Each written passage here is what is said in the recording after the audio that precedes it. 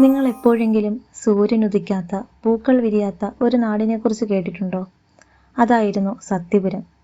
ഒരു കാലത്ത് ഐശ്വര്യത്തിന്റെ പ്രതീകമായിരുന്ന ആ നഗരം ഇന്ന് ചാരനിറമുള്ള കനത്ത മൂടൽമഞ്ഞിനടിയിലാണ്.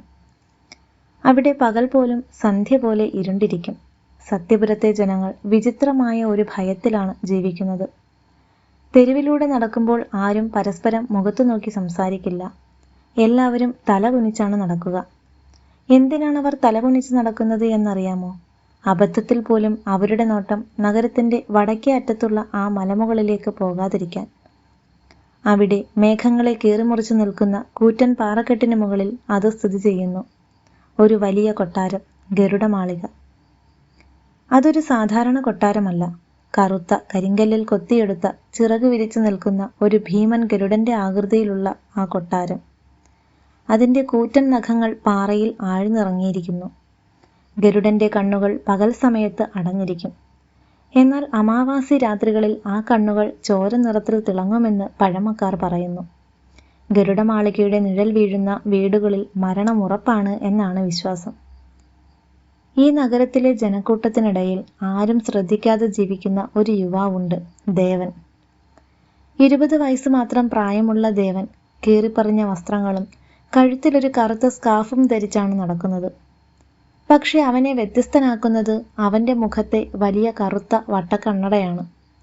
കൂരിരുട്ടിൽ പോലും അവൻ ആ കണ്ണട മാറ്റാറില്ല. ആളുകൾ അവനെ ഭ്രാന്തനെന്നും ശപിക്കപ്പെട്ടവനെന്നും വിളിച്ചു. അവൻ വരുമ്പോൾ ജനം വഴിമാറി നടന്നു. പക്ഷെ ആ കറുത്ത കണ്ണുകൾക്ക് പിന്നിൽ ഒരു വലിയ രഹസ്യമുണ്ടായിരുന്നു. അവന്റെ കണ്ണുകൾ സാധാരണ മനുഷ്യരുടേതുപോലെ ആയിരുന്നില്ല. ഉരുകി ഒഴുകുന്ന സ്വർണത്തിന്റെ നിറമായിരുന്നു അവയ്ക്ക്.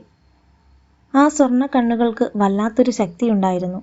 അവന് മനുഷ്യരെ മാത്രമല്ല, അവരുടെ ഭൂതകാലത്തെയും ഭാവിയെയും കാണാമായിരുന്നു. ഒരാൾ മരിക്കാൻ പോവുകയാണെങ്കിൽ അയാളുടെ ചുറ്റും ഒരു കറുത്ത പുകവലയം ദേവന് കാണാൻ സാധിക്കും. ഈ കാഴ്ചകൾ കണ്ട് മടുത്തതുകൊണ്ടാണ് അവൻ എപ്പോഴും കണ്ണുകൾ മറച്ചു വെക്കുന്നത്. അന്നൊരു പ്രത്യേക ദിവസമായിരുന്നു. ആകാശത്ത് ചന്ദ്രൻ പതിയെ ചുവപ്പ് നിറം കൈവരിക്കാൻ തുടങ്ങിയിരിക്കുന്നു. രക്തചന്ദ്രൻ ഉദിക്കാൻ പോകുന്നതിൻ്റെ ലക്ഷണമാണത്. നഗരവാസികൾ ഭയത്തോടെ നേരത്തെ തന്നെ വാതിലടച്ച് വീടുകളിൽ ഒളിച്ചു. വിജനമായ തെരുവിൽ ദേവൻ മാത്രം ബാക്കിയായി. വിശപ്പ് സഹിക്കാതെ ഒരു പഴയ ക്ഷേത്രത്തിന്റെ തിണ്ണയിൽ അവനിരുന്നു. അപ്പോഴാണ് കാറ്റിലൊരു മൂളൽ കേട്ടത്. അതൊരു പാട്ടായിരുന്നു. വല്ലാത്തൊരു ആകർഷണമുള്ള എന്നാൽ ഭയപ്പെടുത്തുന്ന ഒരു താരാട്ടുപാട്ട്.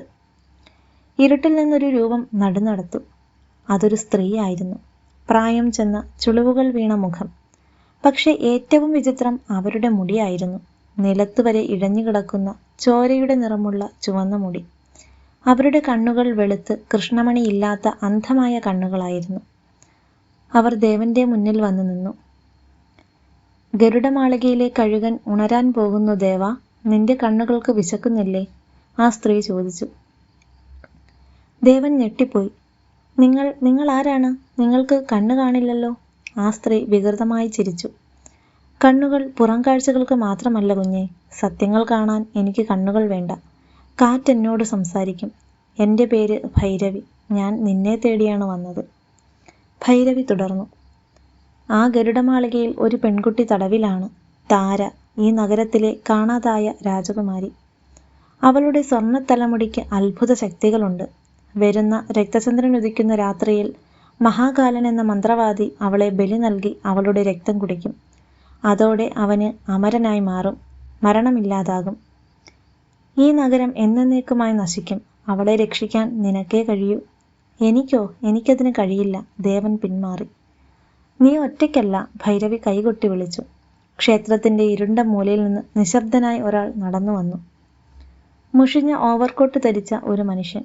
അയാളുടെ തലയിൽ മുഖം മുഴുവൻ മറയ്ക്കുന്ന വക്കുകൾ കീറിയ ഒരു തൊപ്പിയുണ്ടായിരുന്നു. ഇതാണ് നിഴൽ, ഭൈരവി പരിചയപ്പെടുത്തി. ഇവൻ സംസാരിക്കില്ല. ഇവന്റെ മുഖം ആരും കണ്ടിട്ടില്ല.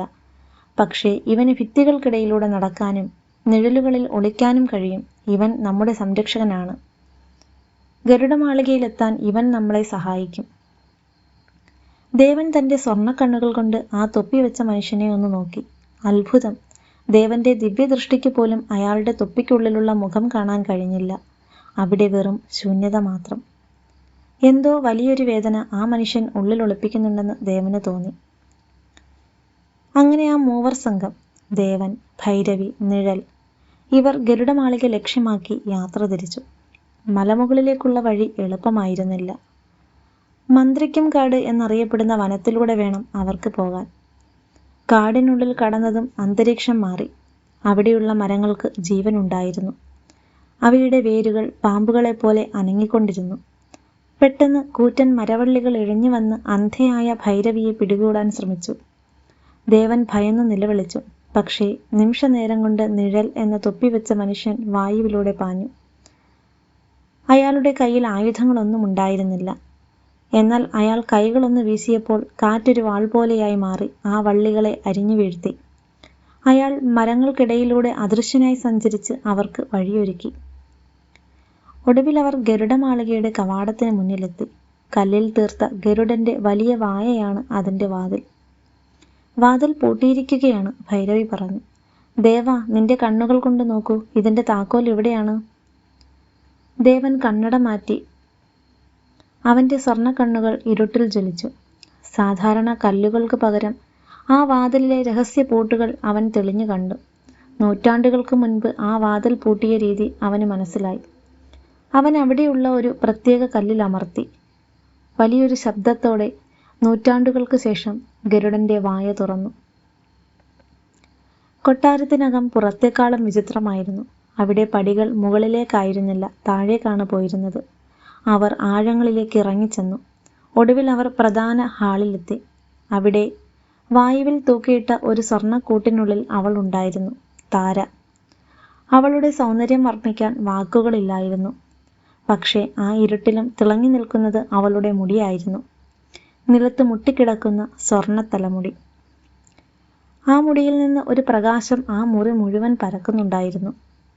ദേവൻ ഓടിച്ചെന്ന് വിളിച്ചു, രാജകുമാരി. താര മെല്ലെ കണ്ണു തുറന്നു. അവളുടെ കണ്ണുകളിൽ ഭയവും തളർച്ചയുമായിരുന്നു. നിങ്ങൾ എന്തിനിവിടെ വന്നു? ഇവിടെ നിന്ന് പോകൂ, മഹാകാലൻ വരാറായ സമയമാണ്. പെട്ടെന്ന് തൊപ്പിവെച്ച മനുഷ്യൻ മുന്നോട്ട് വന്നു. അയാൾ ആ കൂട്ടിനടുത്തേക്ക് ചെന്നു. താര അയാളെ ഒന്ന് നോക്കി തേങ്ങി. അച്ഛാ, അവൾ വിറയലോടെ വിളിച്ചു. ദേവൻ സ്തംഭിച്ചുപോയി. അപ്പോൾ ഈ തൊപ്പിവെച്ച മനുഷ്യൻ? അതെ, അദ്ദേഹം സത്യപുരത്തെ കാണാതായ പഴയ രാജാവായിരുന്നു. മകൾക്ക് വേണ്ടി സ്വന്തം ആത്മാവിനെ പണയം വെച്ചതിനാൽ മുഖം നഷ്ടപ്പെട്ട് നിഴലായി അലയാൻ വിധിക്കപ്പെട്ടവൻ. മകളുടെ വിളി കേട്ട് ആ മനുഷ്യൻ ആദ്യമായി ഒന്ന് വിറച്ചു. ഇനി പെട്ടെന്ന് രക്ഷപ്പെടാമെന്ന് വിചാരിച്ചുകൊണ്ട് ദേവൻ താരയുടെ ചെങ്ങലകൾ അഴിച്ചു തുടങ്ങി. അപ്പോഴാണ് അതുണ്ടായത്. പിന്നിൽ നിന്ന് ഒരു ചിരി. വളരെ പരുക്കനായ ഭയാനകമായ ചിരി. അത് ഭൈരവിയായിരുന്നു. നന്ദി ദേവാ, നീ നിന്റെ ജോലി ഭംഗിയായി ചെയ്തു. ദേവൻ തിരിഞ്ഞു നോക്കി. എന്താ ഭൈരവി അമ്മയെ പറയുന്നത്? ഭൈരവിയുടെ രൂപം മാറാൻ തുടങ്ങി. അവളുടെ ചുളിവുകൾ മാറി. അവളുടെ ചുവന്ന മുടിയിഴകൾ ജീവനുള്ള പാമ്പുകളെ പോലെ ഇഴയാൻ തുടങ്ങി. നീ വിചാരിച്ചത് ഞാൻ നിങ്ങളെ സഹായിക്കാൻ വന്നതാണെന്നാണോ വിഡ്ഢി? ഈ കൊട്ടാരത്തിലേക്ക് പ്രവേശിക്കാൻ, ഇതിൻ്റെ രഹസ്യ പൂട്ടുകൾ തുറക്കാൻ നിന്റെ സ്വർണ്ണക്കണ്ണുകൾ എനിക്ക് ആവശ്യമായിരുന്നു. ഞാൻ മഹാകാലന്റെ അമ്മയാണ്. ഈ രാജകുമാരിയുടെ സ്വർണ്ണ രക്തം കുടിച്ച് ഞങ്ങൾക്ക് ഈ ലോകം ഭരിക്കണം, അമരന്മാരായി മാറണം. ഭൈരവി അന്ധയായിരുന്നില്ല. അവളുടെ വെളുത്ത കണ്ണുകൾ ഇപ്പോൾ ചുവന്നു തുടങ്ങി. അവൾ കൈ വീശിയതും ഭയങ്കരമായ കാറ്റ് വീശിയടിച്ചു. ദേവനും തൊപ്പിവെച്ച മനുഷ്യനും തെറിച്ചുപോയി ഭിത്തിയിലിടിച്ചു. ആ നിമിഷം തറ പിളർന്ന് കറുത്ത പുക മുകളിലേക്ക് ഉയർന്നു വന്നു. അതിൽ നിന്ന് ഭീകരനായ മഹാകാലൻ പ്രത്യക്ഷപ്പെട്ടു. ഗരുഡമാളിക കുലുങ്ങാൻ തുടങ്ങി. രക്തചന്ദ്രൻ പൂർണ്ണമായി ഉദിച്ചു കഴിഞ്ഞു.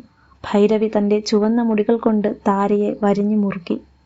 ഇനി ആരും നിങ്ങളെ രക്ഷിക്കില്ല, ഭൈരവി അലറി. തൊപ്പിവെച്ച മനുഷ്യൻ എഴുന്നേൽക്കാൻ ശ്രമിച്ചു. പക്ഷേ ഭൈരവി അവനെ വായുവിൽ ഉയർത്തി തറയിലടിച്ചു. ദേവന് അനങ്ങാൻ സാധിക്കുന്നില്ല. എല്ലാം അവസാനിക്കാൻ പോകുന്നു. ആ നിമിഷം ദേവൻ തൻ്റെ സ്വർണ്ണക്കണ്ണുകൾ കൊണ്ട് ഭൈരവിയെ നോക്കി. അവനൊരു കാഴ്ച കണ്ടു. ഭൈരവിയുടെ ശക്തി അതുള്ളത് അവളുടെ ചുവന്ന മുടിയിലല്ലായിരുന്നു, അതവളുടെ നിഴലിലായിരുന്നു. വെളിച്ചം വന്നാൽ അവളുടെ നിഴൽ ശക്തികൾ നശിക്കും. ദേവൻ അലറി വിളിച്ചു, രാജാവേ, അങ്ങയുടെ തൊപ്പി മാറ്റൂ, അങ്ങയുടെ ഉള്ളിലെ വെളിച്ചം പുറത്തുവിടൂ. ഇത് കേട്ടതും തൊപ്പിവെച്ച മനുഷ്യൻ അവസാനത്തെ അടവ് പുറത്തെടുത്തു. മകളെ രക്ഷിക്കാൻ സ്വന്തം അസ്തിത്വം ഇല്ലാതായാലും കുഴപ്പമില്ലെന്ന് അദ്ദേഹം തീരുമാനിച്ചു. അയാൾ തൻ്റെ തൊപ്പി ഊരിമാറ്റി. അവിടെ മുഖമുണ്ടായിരുന്നില്ല. പകരം സൂര്യനെപ്പോലെ ജ്വലിക്കുന്ന, കണ്ണിമ ചിമ്മാൻ കഴിയാത്തത്ര പ്രകാശമുള്ള ഒരു ഊർജ്ജഗോളമായിരുന്നു അവിടെ. ആ കൊട്ടാരം മുഴുവൻ പ്രകാശത്താൽ നിറഞ്ഞു. കണ്ണ് മഞ്ഞളിക്കുന്ന വെളിച്ചം. വെളിച്ചം വന്നതോടെ നിഴലുകൾ മാഞ്ഞുപോയി. ഇരുട്ടിൽ നിന്ന് ശക്തി നേടിയിരുന്ന ഭൈരവി വെളിച്ചം തട്ടിയതോടെ തൊലി വെന്തുരുകി നിലവിളിച്ചു. അവളുടെ ചുവന്ന മുടിയിഴകൾ കരിഞ്ഞുപോയി. മഹാകാലൻ കണ്ണു കാണാതെ പരക്കം പാഞ്ഞു. ആ അവസരത്തിൽ താര തൻ്റെ സ്വർണ്ണമുടി വീശി. അത് ചാട്ടവാർ പോലെ ഭൈരവിയുടെയും മഹാകാലന്റെയും മേൽ പതിച്ചു. അവർ രണ്ടുപേരും കരിങ്കല്ലായി മാറി തകർന്നു വീണു.